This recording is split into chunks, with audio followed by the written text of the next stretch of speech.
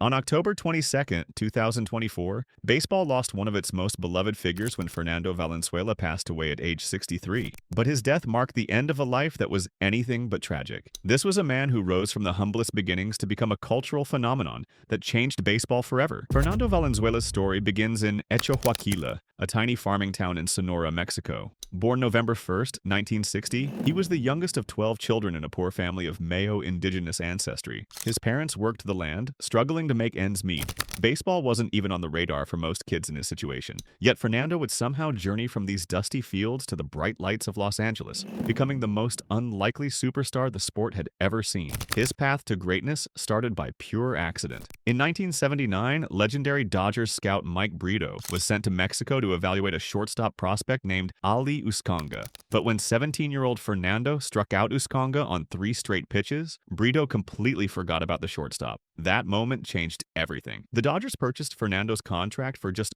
$120,000, a bargain that would pay dividends beyond imagination. The young pitcher arrived in the Dodgers minor league system with raw talent but lacking the velocity scouts typically looked for in top prospects. Rather than give up on him, the organization made a brilliant decision. They had fellow pitcher Bobby Castillo teach Fernando to throw a screwball, one of baseball's most difficult and rarely used pitches. This unusual pitch, combined with Fernando's unique left-handed windup that included an iconic glance toward the sky, would become his signature. Fernando made his major league debut in September 1980 as a 19-year-old reliever. In just 10 appearances, he threw 17 and 2/3 scoreless innings, giving fans a tantalizing preview of what was to come. But nobody could have predicted what would happen next. The 1981 season changed everything, not just for Fernando, but for baseball itself. When starting pitcher Jerry Roos got injured just hours before opening day, the 20-year-old rookie was thrust into the starting rotation. What followed was one of the most remarkable stretches in baseball history. Fernando won his first 8 starts, all complete games, with 5 shutouts and a nearly perfect 0.50 earned run average. This is where the legend of Fernando Mania was born, and if you're enjoying this incredible story, make sure to subscribe and let me know in the comments which part of Fernando's journey amazes you most. His rise was absolutely meteoric. Fernando's success wasn't just about statistics. His unusual appearance for an athlete, described as somewhat chubby, made him instantly relatable. Combined with his quiet confidence and that mesmerizing windup, he became magnetic television. Hall of Fame pitcher Carl Hubble called Fernando's screwball the best since his own. Batters had no idea how to handle this pitch that seemed to defy physics, breaking in the opposite direction of what they expected. The 1981 season, though shortened by a players' strike, saw Fernando lead the majors in shutouts and strikeouts while pacing the National League in complete games and innings pitched. He became the first and only player in baseball history to win both the Cy Young Award and Rookie of the Year in the same season. But his impact went far beyond individual accolades. Fernando's success created a cultural phenomenon that transcended sports. For decades, the relationship between the Los Angeles Dodgers and the city's Mexican-American community had been strained. In the 1950s, over 1,800 Mexican-American families were forcibly displaced from their homes in Chavez Ravine to make way for Dodger Stadium. This act left deep wounds in the community. Labor leader Cesar Chavez and other activists had famously refused to attend games as protest. Fernando's arrival provided healing. Here was a player who shared the community's language and heritage, and his dominance allowed them to reclaim their connection to a team that had previously symbolized their displacement. The effect was immediate and measurable. Latino attendance at Dodger Stadium, previously around 5%, soared to 50% on nights Fernando pitched. Radio stations broadcasting Dodgers games in Mexico jumped from 3 to 17. Spanish-language broadcasts in Los Angeles had more than twice the listening audience of their English counterparts. Hall of Fame broadcaster Jaime Jarrin stated that Fernando created more new fans than any other player in Major League history. Vin Scully described the phenomenon as bordering on a religious experience. Fernando became more than a baseball player. He was a cultural hero and beacon of hope, showing that achieving big dreams was possible regardless of circumstances. The financial side of Fernando's success tells another fascinating story. Following his historic rookie season, he faced contentious contract negotiations. In 1982, he demanded an increase from his $42,500 salary to $850,000, while the Dodgers offered just $350,000.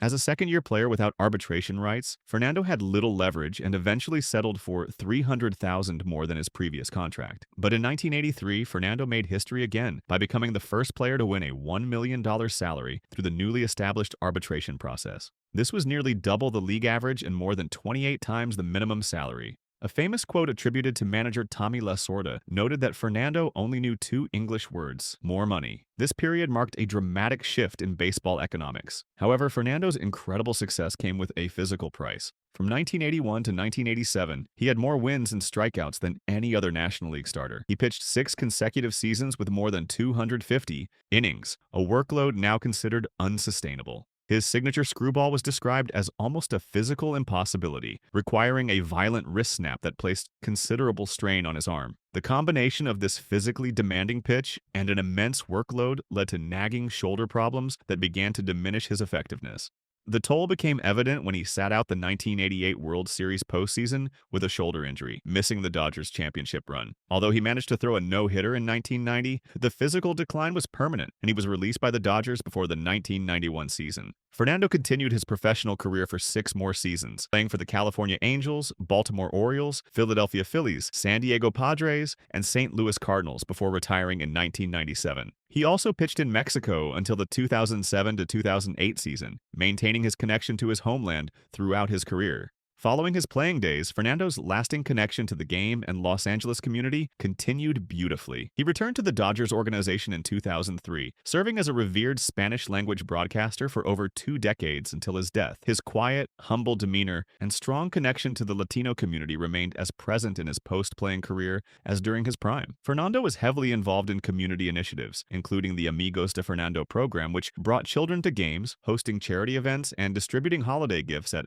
low-income housing complexes. The continuity of his role as ambassador demonstrated that his legacy wasn't tied solely to athletic performance, but represented genuine, sustained commitment to his community. Fernando's enduring impact has been officially recognized on numerous fronts. In 2023, the Dodgers retired his iconic number 34 jersey, placing him among the franchise's most influential figures. He's also a member of the Mexican Baseball Hall of Fame, Caribbean Baseball Hall of Fame, and California Sports Hall of Fame. The cultural significance of Fernando extends far beyond the baseball diamond. His success opened doors for countless Latino players who followed in his footsteps. Before Fernando, Latino representation in Major League Baseball was limited, and players often faced language barriers and cultural isolation. Fernando's prominence showed that players could maintain their cultural identity while achieving greatness in America's pastime. His influence reached into entertainment and media as well. Fernando appeared in movies, television shows, and commercials, becoming one of the first Latino athletes to achieve true crossover appeal. His image graced magazine covers from Sports Illustrated to Time,